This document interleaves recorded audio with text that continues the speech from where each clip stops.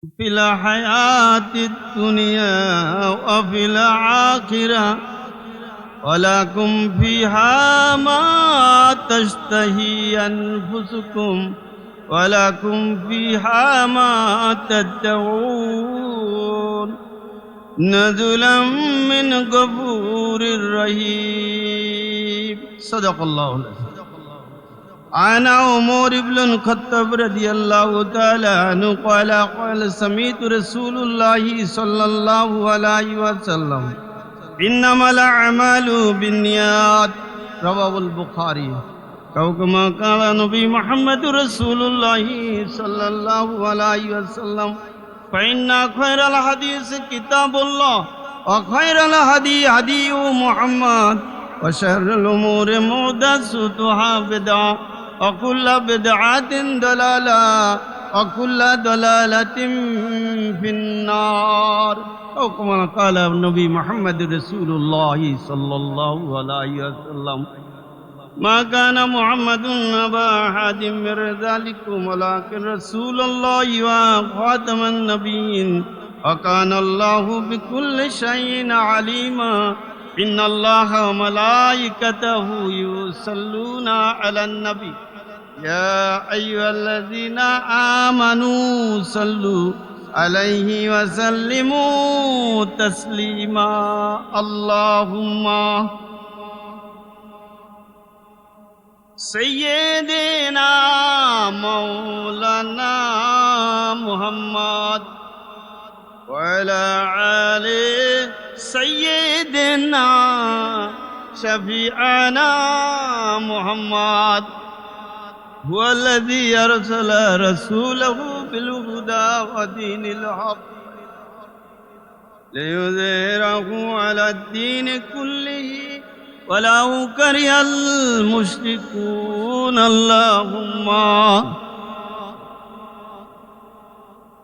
سيدنا مولانا محمد وعلى آل سيدنا رسولنا محمد. صدق الله العلي العظيم وصدق رسوله النبي الكريم.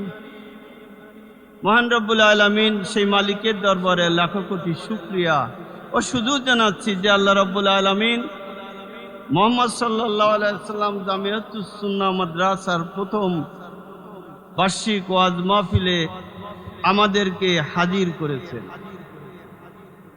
আজ আপনারা সাক্ষী হয়ে থাকলেন, কাল কিয়ামতের মাঠে মুহাম্মদ সাল্লাল্লাহু আলাইহি ওয়াসাল্লাম জামায়াতুস সুন্নাহ মাদ্রাসা থেকে যখন ঘোষণা করা হবে, আল্লাহ রব্বুল আলামিন বলতে থাকবেন সেই প্রথম বার্ষিকীতে কারা উপস্থিত ছিলেন।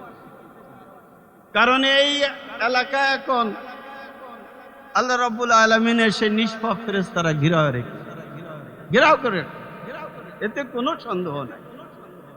এবং সেই মহান রব্বুল আলামিনের দরবারে আরশে আজিমে আলোচনা হচ্ছে, নাম ধরে, বাপের নাম ধরে আলোচনা হচ্ছে।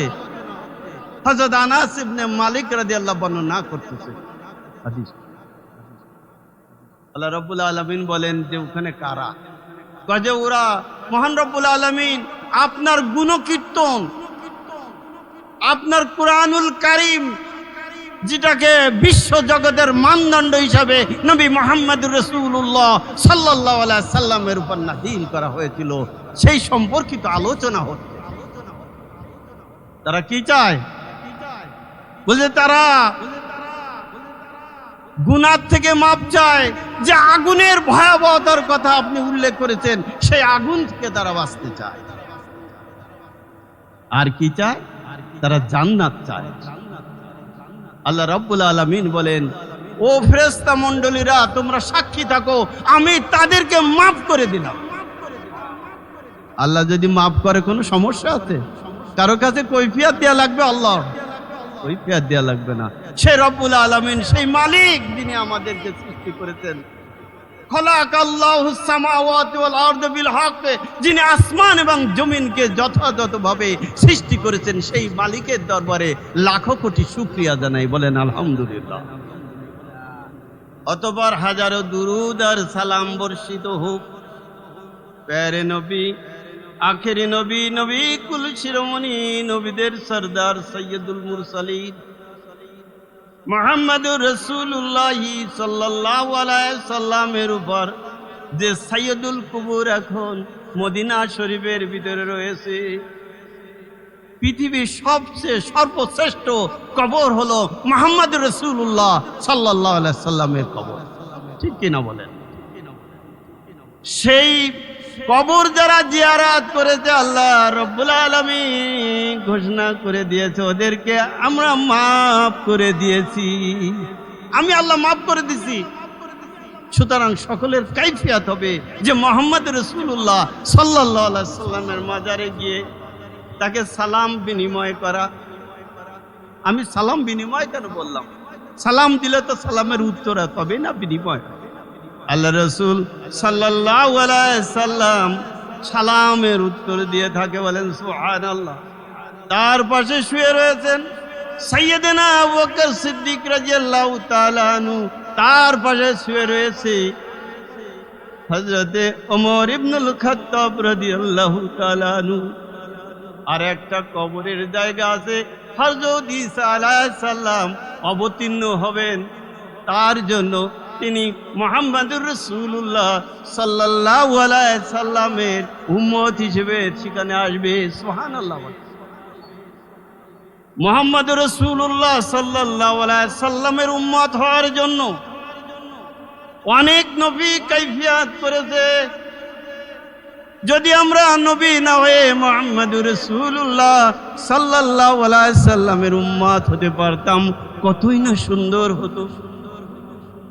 কাল কিয়ামতের মাঠে বাবা আদম আলাইহিস সালাম বলতে থাকবে ইয়া নফসি ইয়া নফসি, হযরত নূহ বলতে থাকবে ইয়া নফসি ইয়া নফসি, হযরত মূসা বলতে থাকবে ইয়া নফসি ইয়া নফসি। 24,000 পয়গম্বর তথা 2 লক্ষ ততোধিক পয়গম্বর তারা বলতে থাকবে ইয়া নফসি ইয়া নফসি। আর মুহাম্মদুর রাসূলুল্লাহ সাল্লাল্লাহু আলাইহি সাল্লাম বলতে থাকবে ইয়া উম্মতি ইয়া উম্মতি। কি উম্মত আমরা বলেন? আমরা সেই উম্মত যারা এখন কি করতেছি, ধর্ম কর্ম বাদ দিয়ে একে অপরের বিরুদ্ধে লেগে গেছে। আজকের এক লাশের জানাজা পড়ে আসলাম। সারা দুনিয়ার মানুষ যদি সেখানে জানাজা পড়ায়, জানাজাতে শরীক হয়, তারা এক চিন্তা সওয়াব পাবে। কিন্তু ওই মৃত্যু পথযাত্রী সে কি আমল নিয়ে ওই কবরে চলে গেছে তার হিসাব তার কাছে জমা রয়েছে। ওয়া ইন্নামা তুওয়াফাউনা উজুরাকুম ইয়াওমাল কিয়ামা। সেই কিয়ামত তো অনেক দূরে, লক্ষ কোটি বছর পরে কিয়ামত হবে, যখন সূর্যের প্রদীপ কমে যাবে তখন কিয়ামত হবে। ওই কিয়ামতের ময়দানে শুধু সে নয়, সকলের হাতে আমলনামা তুলে দেওয়া হবে।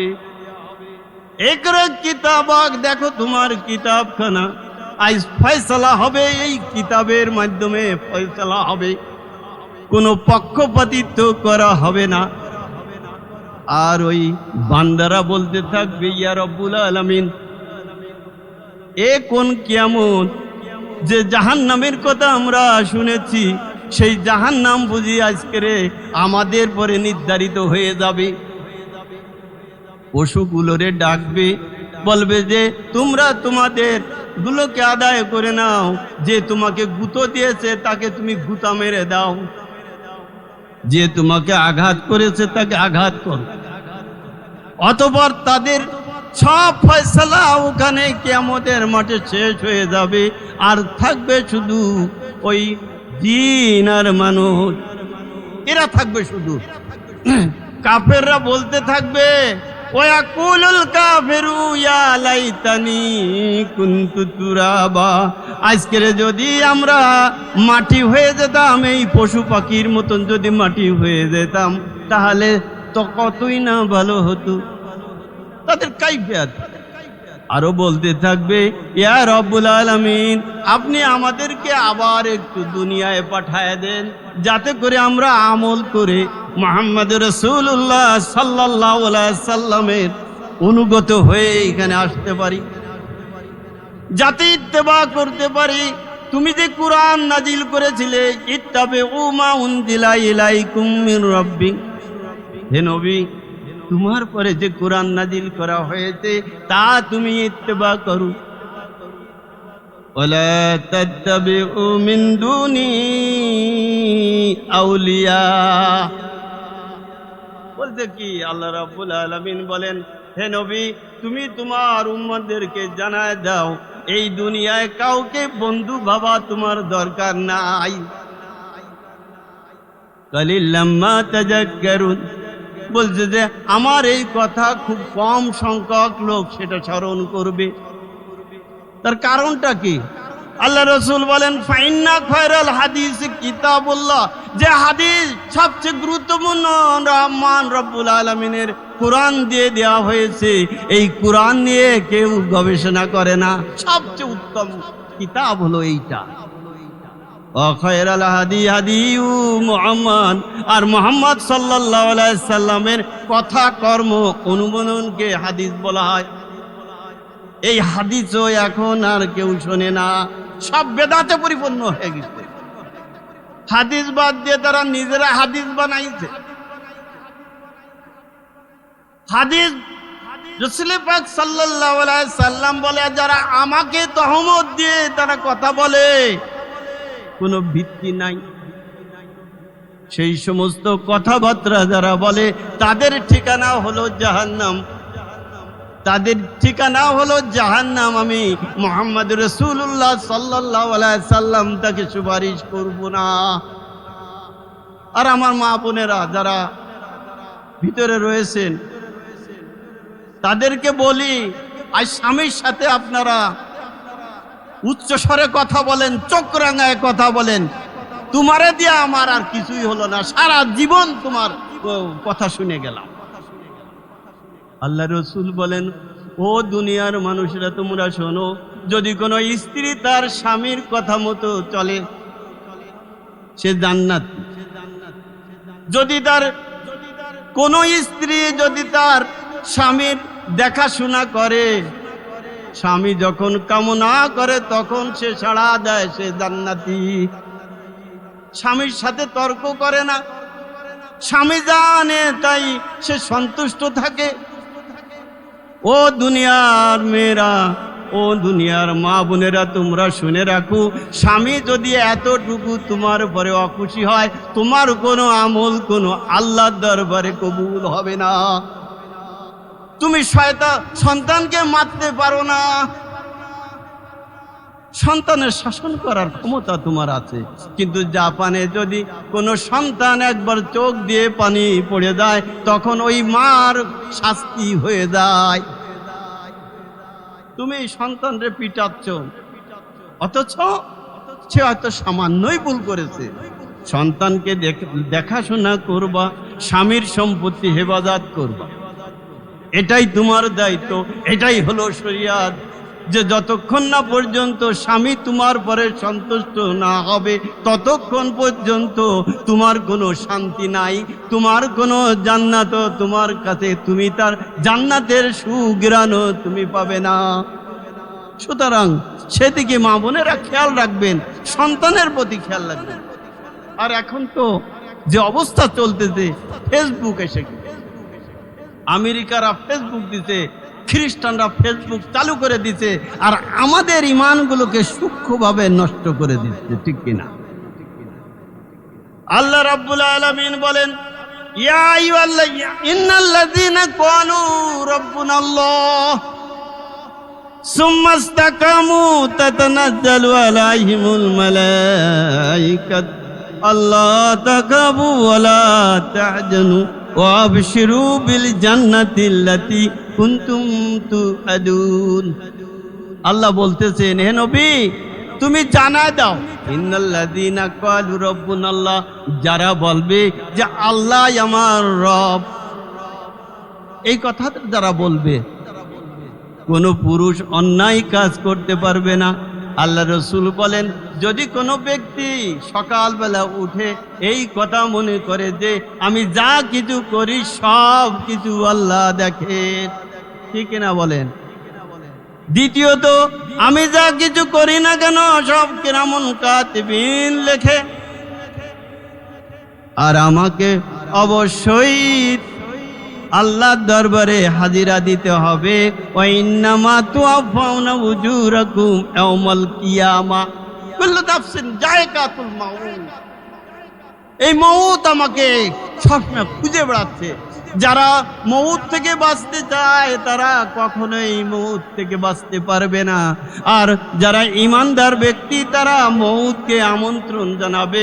কারণ মুহাম্মদুর রাসূলুল্লাহ সাল্লাল্লাহু আলাইহি সাল্লাম বলেন, যারা ঈমানদার ব্যক্তি, যারা আমলে সালেহা করেছে, যারা পরিপূর্ণভাবে ঈমান এনেছে, তাদের যখন মৃত্যুর সময় হয়ে যায় আল্লাহ রাব্বুল আলামিন এক জান্নাত থেকে ফেরেশতা পাঠায় দিয়ে শুভ্র কাপড় রুমাল তার সামনে দিয়ে বলে যে ও আত্মা, ও পরিপূর্ণ আত্মা, ও ভালো আত্মা, তুমি বেরিয়ে আসো। তোমাকে আমি এই সুন্দর বেহেশতের কাপড়ের ভিতরে নিয়ে আমি আল্লাহর দরবারে হাজিরা দিতে যাব। প্রথম আসমানে যাবে, বলবে যে কাকে তোমরা নিয়ে এসেছো? বলে নিয়েছি এক পরম আত্মাকে, আল্লাহ রাব্বুল আলামিনকে যে খুশি করেছে, যে ঈমান এনেছে, আমলে সালেহা করেছে, এমন এক আত্মাকে নিয়ে, এক তাতমিন আত্মা, বলছে তাকে নিয়ে আমি এসেছি, দরজা তুমি খুলে দাও। বলে যে স্বাগতম, আহলান সাহলান। আল্লাহ রাব্বুল আলামিনের সাথে দেখা করে আবার তাকে ইল্লিনের ভিতরে স্থান দেওয়া হবে। আর ও দুনিয়ার মানুষ, তোমরা শুনে রাখো, যখন মৃত্যু ব্যক্তির সময় আসন্ন হয়ে যায়, 40 দিন আগে সে টের পায়। 40 দিন তাকে তওবা করার সুযোগ দেওয়া হয়। যখন মাত্র 24 ঘন্টা থাকে, ফেরেশতা মণ্ডলীরা বলে আর মাত্র 24 ঘন্টা বাকি আছে, তোমার তওবা এখনো হয়নি, এখনো তুমি তওবা করো। কারণ 24 ঘন্টার পরে মালাকুল মউত তোমার জানকে কবজ করে ফেলবে। কারণ এই দেখো, তোমার নামে যে পাতা ছিল, তোমার বাপের নাম ধরে যে পাতা, আল্লাহ রাব্বুল আলামিন তোমার সৃষ্টি থেকে শুরু করে ওই পাতাকে রেখেছে, ওই পাতা হলুদ হয়ে গেছে, আর নাই সময় নাই, তোমার রিজিক বন্ধ হয়ে গেছে, ভালো লাগে না কোনো কিছু। সে তওবা ছাড়া যদি চলে যায়, তারে থুতু নিক্ষেপ করে তার কাছ থেকে বিদায় নিয়ে বলে, ও আজরাইল, ভাই আজরাইল, তুমি আসো, তোমার ইচ্ছা মতন একে ভালো করে লগড়ায় ওর জানটাকে বের করে ওই সিদ্দিলের ভিতরে ফেলে দাও। এমন এক অসুবিধার ভিতরে পড়ে। আর যখন কবরে চলে যাবে, ওই যদি তুমি সুম্মাস্তাকামু তাতানাজ্জালু আলাইহিমুল মালাইকা, তুমি যদি স্থির থাকতে পারো, আল্লাহই সব খাওয়ায়, আল্লাহই সব করায়, আল্লাহ আমাকে পালতেছে, এই কথা তুমি যদি স্থির থাকো, তোমার ঘর বুড়ে গেছে, তোমার জাহাজ ডুবি হয়ে গেছে, তোমার ফসলের ক্ষতি হয়ে গেছে, তোমার সন্তান তোমার কাছে মারা গেছে, তোমার এরকম ভাবে বন্ধুর জানাজা তুমি পড়ে এসেছো, তুমি সর্বদা ইস্তিকামাত করেছো, সুম্মাস্তাকামু তাতানাজ্জালু আলাইহিমুল মালাইকা, বলে যে তুমি হযরত আবু বকর সিদ্দিক রাদিয়াল্লাহু তাআলা আনহু বলেন, যারা শিরক করে না তারাই হলো মুস্তাকিম। মাতরাব রাদিয়াল্লাহু তাআলা আনহু বলেন, তুমি কখনো শয়তানের বান্দা হয়ো না। আল্লাহ রাসূলকে জিজ্ঞেস করে যে ইয়া রাসূলুল্লাহ, বান্দারা কি আবার শয়তানের বান্দা হয় নাকি? বলছে হ্যাঁ, শয়তানের বান্দা হয়। যারা নবী মুহাম্মদুর রাসূলুল্লাহ সাল্লাল্লাহু আলাইহি সাল্লামকে ইত্তেবা না করে নিজের মতো করে চলে, তারা শয়তানের বান্দায় পরিণত হয়। মাত্র বলে দিও। হযরত ওমর রাদিয়াল্লাহু তাআলা আনহু বলে, যারা সুম্মাস্তাকামু তাতানাজ্জালু, কার পরে এটা নাজিল হবে? যারা ওই ঠিক সময় মতো নামাজ আদায় করে, আল্লাহ রসুল যেটা বলে সেটাই শোনে, সুম্মাস্তাকামু তাতানাজ্জালু আলাইহিমুল মালাইকা, তাদের কাছে এরকম ফেরেশতা নাজিল করা হবে। হযরত আলী রাদিয়াল্লাহু বলেন, সুম্মাস্তাকামু তাতানাজ্জালু আলাইকা, বলছে যে এই সুম্মাস্তাকামু হলো যারা কখনো মিথ্যা কথা বলে না, যারা মা বাপকে কষ্ট দেয় না। প্রশ্ন ঠিক মতো পাচ্ছি না, উত্তর দিতে পারে, তখন যে ইনি সাররা তাকে একটু সাহায্য করে না, ওই সাহায্যকারী ফেরেশতা তখন ওই কবরের মধ্যে থাকবে। আর তোমাকে ধরা হবে যে মুহাম্মদ রাসূলুল্লাহ সাল্লাল্লাহু আলাইহি সাল্লামকে অনুসরণ করার জন্য বলা হয়েছিল, তুমি কার অনুসরণ করেছো? ইহুদিদের, ওই খ্রিস্টানদের, এই দুনিয়ার এই যে মেম্বার চেয়ারম্যানদেরকে তুমি অনুসরণ করে আজকের এখানে আইছো। ডাকো তাদেরকে, তোমার বন্ধুদের ডাকো, আজকে চুরমা চুর করে দেয়া হবে, এই কবর সংকীর্ণ হয়ে যাবে অন্ধকারের পোকামাকড়ের। আল্লাহ রাসূল বলেন যে তখন তোমাকে ওই ফেরেশতারা কিন্তু কাজে আসবে। কতক্ষণ থাকবে? যতক্ষণ না পর্যন্ত তোমার জান্নাতে নিতে না পারছে ওই দুজন ফেরেশতা তোমার সাথে আসবে। ওয়াবশিরুল বিন জান্নাতিল্লাতী কুনতুম তুআদুন, ফেরেশতারা বলতে থাকবে, ও বন্ধু তুমি তো আল্লাহকে আল্লাহ বলে স্বীকার করেছিলে, কোনো ভয় পেও না, ওয়ালা খাউফুন ওয়ালা ইহজানু, কোনো ভয় পেও না, দুঃখ পেও না, আমরা তোমার সাথে রয়েছি। যতক্ষণ না পর্যন্ত তুমি জান্নাতে না যাবে ততক্ষণ পর্যন্ত আমরা দুইজন ফেরেশতা তোমার সাথে আছি। নারায়ে তাকবীর। আজকে তুমি এর মজা বুঝবে। চকলেটের মজা ওই খোসা ছাড়ানোর পরে যদি চকলেট খায় তখন বুঝতে পারে চকলেটের মজা কি। ওই এরকম খোসার ভিতরে যদি চকলেট থাকে, যত সুন্দর খোসাই হোক না কেন, কোনো মজা কেউ কোনো দিন পায়নি, পাবেও না। তো এই মজা নিতে গেলে আল্লাহ রাসূল সাল্লাল্লাহু আলাইহি সাল্লামের জীবনে এই ঈমানী যে পরীক্ষা, এই পরীক্ষা উত্তীর্ণ হওয়ার জন্য তিনি নীতিগত এক যুদ্ধে অবতীর্ণ হয়েছিলেন। সেই যুদ্ধের নাম হলো বদরের যুদ্ধ। একটা সম্মানের যুদ্ধ, বদরের যুদ্ধ, নীতিগত যুদ্ধ, সিদ্ধান্তর কিছু একটা যুদ্ধ, যেখানে মদিনার থেকে কিছু দূরে বদর প্রান্ত, বদরের পাহাড় রয়েছে তার পাদদেশ, বদরের কূপ রয়েছে। মুহাম্মদুর রাসূলুল্লাহ সাল্লাল্লাহু আলাইহি সাল্লাম শুনতে পারলেন আবু সুফিয়ানের, সেনাপতি আবু সুফিয়ানের নেতৃত্বে একদল কুরাইশ কাফের, তারা ওই বদরের প্রান্তরে আসতেছে। ভালো করে শুনবেন, ওই কুরাইশ দলপতি আবু সুফিয়ান বদরের প্রান্তরে আসতেছে, এটা ঘোষণা করে দিছে। কেন? যে মুহাম্মদুর রাসূলুল্লাহ সাল্লাল্লাহু আলাইহি সাল্লাম এই বদর প্রান্তরে আসবে, মাত্র অল্প কিছু সাহাবী নিয়ে সেইখানে আসবে, তাকে আমরা হত্যা করে ফেলবো। আবু জেহেল দিচ্ছে নেতৃত্ব ওই কাফেলার, আর এদের মূল সেনাপতি হলো আবু সুফিয়ান, সে মক্কার ভিতরে, মক্কা থেকে আসতেছে। ওই কাফের গোষ্ঠীরা যখন বদরে প্রান্তরে তাবু ফেলেছে, তাদের কাছে রয়েছে ঘোড়া, তাদের কাছে রয়েছে অস্ত্র শস্ত্র, তাদের কাছে রয়েছে, তারা দৈনিক 8 থেকে 10টি উট জবেহ করে। সেই বদর প্রান্তরে তারা এগুলো করতেছি। আর 100 ঘোড়া রয়েছে, বর্ম দিয়া, ওই যে ব্যক্তি যুদ্ধ করবে তার বর্ম রয়েছে, সমস্ত গা চিরস্থান করে রেখেছি, যাতে করে কোনো গুলি বা কোনো ছুরি তারা না মারতে পারে। নবী মুহাম্মদ রাসূলুল্লাহ সাল্লাল্লাহু আলাইহি সাল্লাম 2য় হিজরি 12ই রমজানে রওনা দিলেন মদিনার থেকে। বদর প্রান্তরে উনি চলে গেলেন।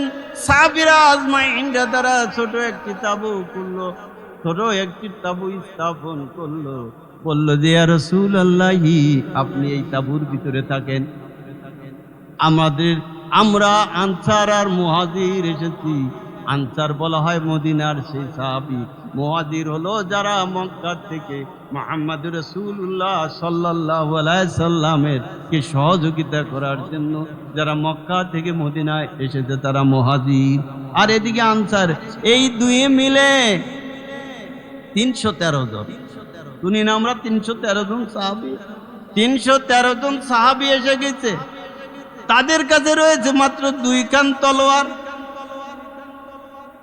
তাদের কাছে রয়েছে মাত্র কেউ কোন তাফসীর কারক বলতেছেন তার কাছে রয়েছে মাত্র 14টা ঘোড়া, তাদের কাছে মুহাম্মদুর রাসূলুল্লাহ সাল্লাল্লাহু আলাইহি সাল্লামের হাতে রয়েছে মাত্র 60টি উট। খাবে কি আর কি যুদ্ধ করবে? এদিকে আল্লাহ রসুল জানতে পারতেছে, সাহাবীদেরকে পাঠায় দিচ্ছে যে দেখো, বললো যে ইয়া রাসূলুল্লাহ, ওই বদর প্রান্তরে লোকে লোকারণ্য হয়ে গেছে, তারা প্রতিদিন 8টা করে উট তারা খায়, জবে করে, কখনো 10টা করে উট জবে করে। হিসাব করে দেখা গেল যে 1000 ওই কাফের সৈন্যরা তারা বদর প্রান্তরে রয়েছে। আল্লাহ রাসূল সাল্লাল্লাহু আলাইহি সাল্লাম আযহাবের রাত্রি সিজদায় পড়ে গেছে, সিজদায় পড়ে বলতেছি ইয়া রাব্বুল আলামিন, আজ মনে হয় ইসলাম এখানে ছয়ে ছয়ে যাবে। আল্লাহ রাসূল সাল্লাল্লাহু আলাইহি সাল্লাম আল্লাহর কাছে সিজদায় পড়ে গিয়ে বলে, ইয়া রাব্বুল আলামিন, মাত্র গোটা কতেক আমাদের মুসলমান রয়েছে, এরা যদি মৃত্যুবরণ করে, এরা যদি শহীদ হয়ে যায়, তাহলে আমি কাকে নিয়ে আমি সামনে আগাবো? উনি এমন ভাবে সিজদায় পড়েছে, রাতের বেলায় সিজদায় পড়েছে। সাহাবীরা বলে আল্লাহ রসুল কি ঘুমায় গেছে? ঘুমের ভিতরে তিনি কি ঘুমায় গেল নাকি রে? তিনি সকাল বেলা উঠে বলতেছি, ও আবু বকর, ও ওমর, ও আলী, ও উসমান, তোমরা আমার কাছে এত শুভ সংবাদ শুনে নাও। আল্লাহ রাব্বুল আলামিন জানায় দিয়েছে কোন কাফের কোথায় মৃত্যুবরণ করবে, কার হাতে মৃত্যুবরণ করবে, সেই জায়গাগুলো আমাকে ঘুরায় ঘুরায় দেখাইছে। সুতরাং তোমরা শুভ সংবাদ শুনে নাও, বদর প্রান্তরে তোমাদের কোনো ক্ষতি হইতে আল্লাহ দেবে না, এখানে মুসলমানের বিজয় লাভ করবে।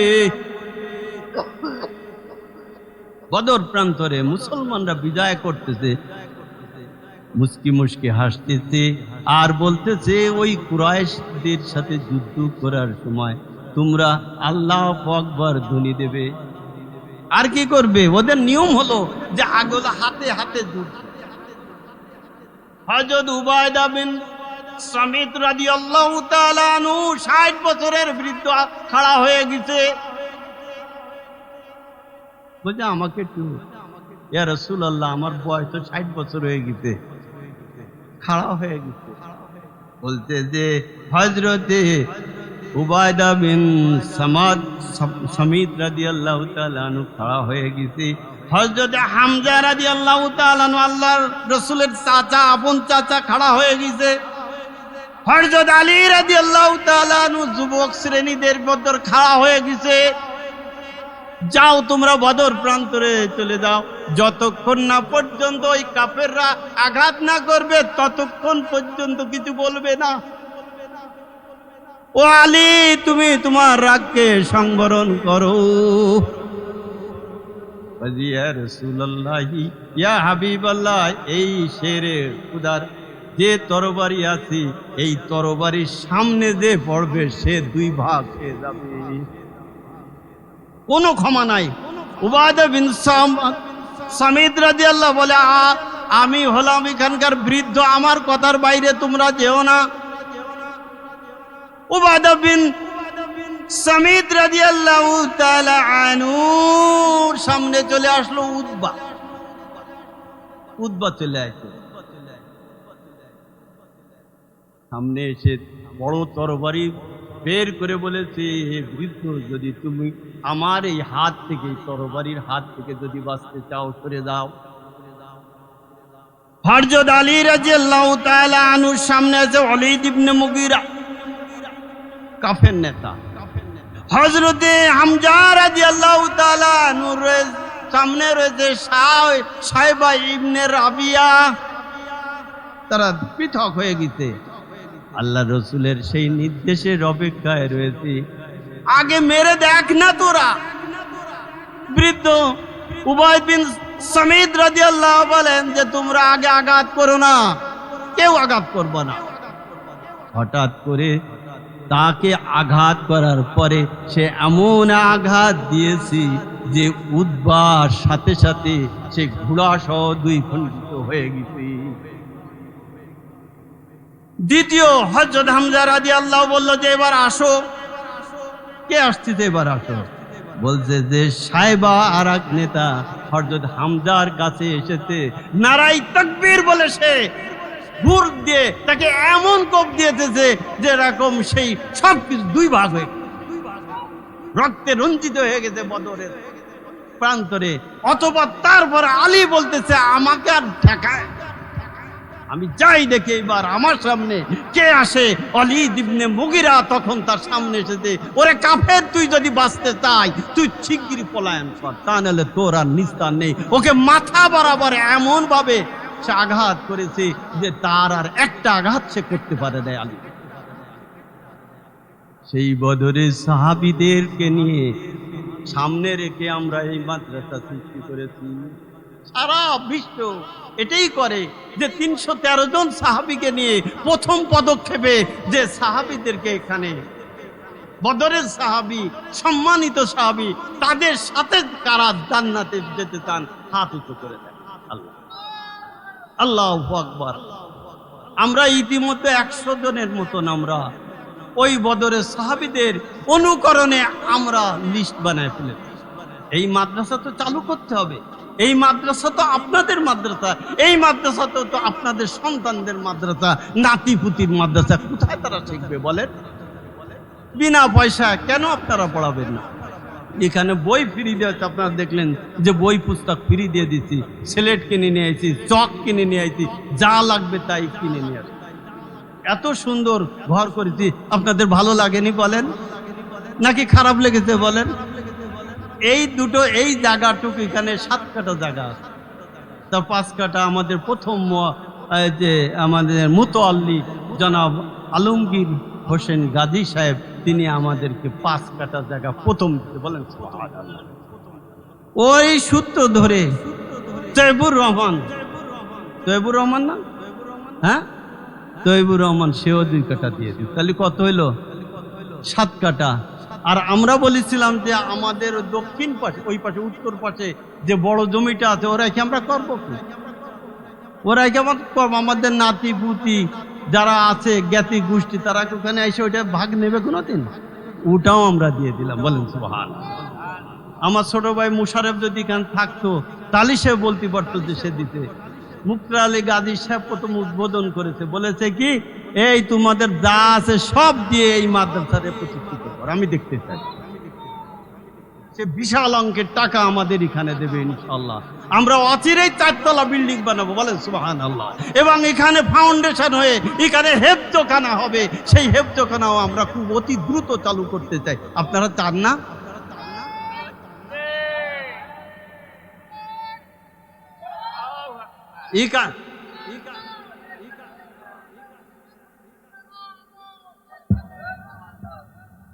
এই জন্য আপনারা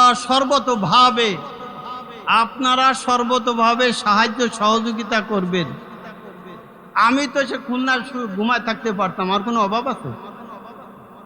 খুলনা শুয়ে থাকলে আমার কোনো কেউ ঠেকাবে? আসলাম কেন? আজ কয়েকদিন ধরে অক্লান্ত পরিশ্রম করতেছি যে আমি যেন একটু কথা বলতে পারি, তা নাহলে তো আমার গলা বসে গেলে তো পারবো না। কয়েকদিন যে তোমার আপনার ওই ব্যবস্থা করেছি, ওই গদি দিছে কবরের দ্বারা শোয়াই দিবা। অনেকে বলতেছে কবরস্থানে এই মাদ্রাসা বানাইছে। আরে তো মাদ্রাসা বানাবো কোথায়? তো দালানের পরে বানাবো। ওই নিন্দুকেরা তারা বলতেছে কবরস্থানের পাশে এরকম তারা মাদ্রাসা বানাইছে। আরে তোদের ছাত্রপত্র আমি নিচ্ছি না। যেভাবে পপুলেশন গ্রোথ বেড়ে গেছে সেখানে ছাত্র নিয়েই তো পারি। ইতিমধ্যে 40 জন আমি নিজে ভর্তি করছি, আরো পাইপ লাইনে রয়েছে। তা আমরা বই দিচ্ছি, খাতা দিচ্ছি, স্লেট দিচ্ছি, চক দিচ্ছি, সব কিছু দিলাম। আপনারা আপনাদের নাতি পুতা সন্তানদের দিতে পারবেন না? আছেন তো আমাদের সাথে? আপনারা যদি আমাদের সাথে থাকেন, আমরা কথা দিচ্ছি ইনশাআল্লাহ তাআলা আজিজ, আজ 313 জন বদরের সদস্য আমরা ইনশাআল্লাহ করব। এখন যারা আসেন নাই তাদের খবর দিয়ে দিবেন, তারা যেন মা বোনেরা আমার চাচিরা যারা এখনো বেঁচে আছে তাদের নামে জানো এরকম 1000 টাকা হলো প্রতি বছর, দোয়া হবে, সম্মেলন হবে, সার্টিফিকেট দিব, সার্টিফিকেটও বানাতে দিই। এই যে ওই যে চরমনের পীর সাহেব যিনি, উনি আমাকে সার্টিফিকেট দিতে ওই যে গোয়ালখালীতে, বলেন সুবহানাল্লাহ। উনার সাথে বসে আমি এখানে খাওয়া দাওয়া করেছি, উনার সম্মুখে আমি ওয়াজ করেছি, উনি এত খুশি হয়েছে যে এই ইঞ্জিনিয়ারকে সাথে রাখো না। রজব আলী সাহেব উনি মারা গেছেন, বলতে উনি আমার স্যার হয়, উনি কেউ খুব ভালো কাজ, বলতে আমি আজকে উনার সাথে বসেই খাবো। বলেন এটা আমাদের গাড়া ফেলার জন্য একটা গর্বের বিষয় না? উনি আমাকে আমন্ত্রণ জানাইছে, বলতে শিগগিরই সার্টিফিকেট নিয়ে আসো, আমি উনার হাতে দিয়ে। আল্লাহু আকবার, 1000 করে টাকা। দারুল উলুম মাদ্রাসা শিখানো 1000 দিচ্ছি, লোহার গেট মাদ্রাসা শিখানো নাম রেজিস্ট্রি করেছে, কোনো কথা বলি ভাবে যে না এই লোকের ভিতরে কাম হবে, এরকম ফ্যান দিয়ে আসছি দারুল উলুম মাদ্রাসা। আমার তাবলীগের বড় মুরব্বী হলাম আমি। 1973 সালে আল্লামা আজিজুল হক উনার হাতে এরকম ভাবে আমি গেছি তাবলীগে, 1973 সালের কথা। তা আমি পরে যখন ওখানে কথা বললাম, বললো কি যে আপনি তো আমাদের সবাই মুরব্বী। এই জন্য এই মাদ্রাসাটাকে সুন্দর করতে এরকম আল্লাহ রসুল সাল্লাল্লাহু আলাইহি সাল্লামের সেই কিভাবে অনুকরণ করতে পারবে, অনুসরণ করতে পারবে, সেই অবস্থায় আমরা এটাকে নিয়ে যেতে চাই। ইনশাল্লাহ আমরা সবাই রাজি আছি কিনা বলেন? হাত উঁচু করবেন না? ইনশাল্লাহ রাজি আছি। এবং আমাদের আলমগীর সাহেব ভূতপূর্ব কাউন্সিলর, উনি যথেষ্ট সহযোগিতা করতেছে। ওনার সহযোগিতার কথা বলে শেষ করা যাবে না। আমার ভাইটি মতিউর রহমান গাজী, তার বাবা দেলোয়ার হোসেন গাজী, ওদিকে আজাদ হোসেন গাজী, কয়জনের নাম বলবো? 2-1 তো নিন্দা করেই, তাই না? কিন্তু এরা তো কঠোর পরিশ্রম করতেছে। মাঝে মাঝে আমি রেগে যাচ্ছি, আবার আমার মাথায় হাত দিল, দেখেন অবস্থাটা কি। হ্যাঁ, আবার ওই খানিক দূরে চলে যাচ্ছে, ধরে নিয়ে এসে বসা। ওরা বুঝতে পারেছে যে না, আমাদের মুরব্বী যদি না থাকে, আমাদের যদি দোয়া করার লোক না থাকে, কে এটা চালাবে, কে আমাদের জন্য দোয়া করবে? আজকের ভাগ্যবান হলো এই পাশে যারা শুয়ে রয়েছে। কয়দিন আগে আমার চাচা লুৎফর গাজী মারা গেছেন, গীতা না বলেন? আল্লাহু আকবার, সেও আমাদের সাথে শামিল ছিল। ওই যে সেই তার কবরটা ওখানে, শোনে না বলেন যে এই কবরস্থানে যারা আছে তারা ভাগ্যবান না বলেন? ইনশাআল্লাহ তাআলা আজিজ এই ফেরেশতারা তাদেরকে ধরতে গেলে চিন্তা করবে যে আরে এরা তো জমি দান করেছে, এরা তো এই কথাই বলতেছে, এরা তো কোরআন হাদিসের আলোকে কথা বলে, সুতরাং একটু থামো। খালি 5 ওয়াক্ত নামাজ যদি আপনারা ঠিক মতো চলে যেতে পারেন, আল্লাহ নূর হবে যদি জামাতে নামাজ পড়েন। আর নূরের জন্য আল্লাহ রসুলের কত কাইফিয়াত ছিল। আল্লাহ নূর যদি হয় এসে যায়, যে এরকম কি হবে, আল্লাহ নূর যখন দিয়ে দেবে, এই নামাজ আপনার সাক্ষী হবে, এই নামাজ আপনার সহায়ক হবে, এর জান্নাতে যাওয়ার ব্যাপারে সহায়ক হবে না বলেন? এই জন্য আল্লাহ রসুল সাল্লাল্লাহু আলাইহি সাল্লাম বলেন যে ইয়া রব্বুল আলামিন, আমি যখন মৃত্যুবরণ করব, আমাকে যখন কবরে শোয়াই দেওয়া হবে, আমার এই পিছন থেকে নূর দাও, সামনের থেকে নূর দাও, এরকম ভাবে মাথার থেকে নূর দাও, পার থেকে নূর দাও, আর নূরে নূরান্বিত করে দাও, সমস্ত কবরখানাকে নূরে নূরান্বিত করে দাও। মা খাদিজা রাদিয়াল্লাহু তাআলা আনহার কবর রয়েছে জান্নাতুল মাওয়ার ভিতর, মা আয়েশা রাদিয়াল্লাহু তাআলা আনহার কবর রয়েছে মদিনায়, মা এরকম উম্মে সালমা রাদিয়াল্লাহু তাআলা আনহার কবর রয়েছে, সেখানে কোনো মাটি নিতে যায় না। আর আমাদের এখানে যারা রয়েছে ওই সমস্ত পীর মাশায়েখ, তারা মরে গেলে তারা মাটি নেওয়ার ব্যবস্থা করে, তাবিজ ভরে। আমরা কখনো এই শিরকগুলো করব না। আম্মা জান হযরত আয়েশা সিদ্দিকা রাদিয়াল্লাহু তাআলা আনহা, আম্মা জান হযরত খাদিজাতুল কুবরা রাদিয়াল্লাহু তাআলা আনহা, উনিও কিন্তু আমাদের আম্মা, প্রথম জননী, ঠিক কিনা বলেন? আম্মা জান কত কষ্ট স্বীকার করেছে, নবীজি সাল্লাল্লাহু আলাইহি সাল্লামকে ওই হীরা গুহার ভিতরে যে কি করেছে, খাবার দিয়ে আসতো। আপনি গিয়েছেন ওখানে কখনো? হীরা গুহায় উঠতে গেলে আমি মাঝ পর্যন্ত উঠে আমি বসে গেছি। তাহলে আম্মা জান পাহাড়ের পর পাহাড় ডিঙ্গায় তারা কি করেছে, তারা কি করেছে ওখানে এরকম জানাবে রাসূলুল্লাহ সাল্লাল্লাহু আলাইহি সাল্লামের ওই ওখানে যেতেন আর খাবার দিয়ে আসতেন আর কি করতেন আর তার সমস্ত কিছু সে আল্লাহর রাস্তায় দান করে দিচ্ছে। তা আমরা সামান্য একটু কয়টা পয়সা দান করতে পারবো না? মা বোনদেরকে বলি আপনারা কিন্তু বসে থাকবেন না, আপনাদের দান যা কিছু আছে, আপনাদের কুরবানি, আপনাদের ছেলে মেয়েদের মুসলমানি, আপনাদের ছেলে মেয়েদের বিবাহ শাদী সব এই মাদ্রাসা ঘিরে হবে। তাহলে কি হবে? আল্লাহ রসুল সাল্লাল্লাহু আলাইহি সাল্লামের অনুসরণ যদি হয় তাহলেই মাদ্রাসা ইনশাল্লাহ প্রতিষ্ঠিত হতে সম্ভব, প্রতিষ্ঠিত হওয়া সম্ভব। কোন নিন্দুকের কোনো কাজ হবে না। ওই মিথ্যাবাদীর দল আমাদেরকে নিন্দা করে, করুক, তারা গীবত শিকায়েতে লিপ্ত হয়ে গেছে, ইনশাল্লাহ আমরা ওইটা ভয় করি না। কি ঠিক কিনা বলেন? আল্লাহ আমাদেরকে তৌফিক দান করুন। আমি যে কয়টা কথাগুলো বললাম কুরআন এবং হাদিসের আলোকেই বললাম। এই পবিত্র কুরআন আমার সামনে রয়েছে। আল্লাহ রাব্বুল আলামিন আমাদেরকে তৌফিক দান করুন যাতে করে মৃত্যু পর্যন্ত এই কাজ করে যেতে পারি। বলেন আমিন সুম্মা আমিন। ওমা তৌফিকি ইল্লা বিল্লাহ।